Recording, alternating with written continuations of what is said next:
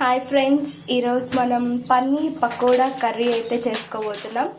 దీనికోసం అయితే శనగపిండి తీసుకోవాలి, పన్నీర్ పీసెస్ తీసుకోవాలి. శనగపిండిలో కొంచెం పసుపు వేసుకుందాం, సాల్ట్, మిరియాల పొడి, మిరప్పొడి, వాటర్ వేసుకొని కలుపుకోవాలి. పన్నీర్ పీసెస్ ఇందులో వేసుకోవాలి. ఇలా మంచిగా డిప్ చేసి ఆయిల్లో, వేడిగా ఉన్న ఆయిల్లో వేసుకొని ఫ్రై చేసుకోవాలి. పక్కన కడాయి పెట్టుకొని ఆయిల్ వేసుకొని ఆవాలు, ఉద్దిపప్పు, కరివేపాకు వేసుకొని టమోటా, తెల్లగడ్డ, అల్లం వేసుకొని పేస్ట్ చేసుకున్నాము.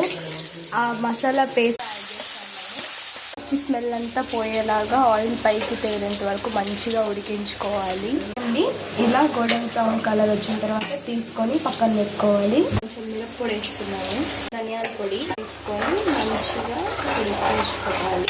ఫ్రై చేసుకున్న పన్నీర్ అంతా దీంట్లో వేసేసుకొని బాగా ఉడికించుకొని తర్వాత సర్వ్ చేసుకుంటే masala fried paneer dum curry ready.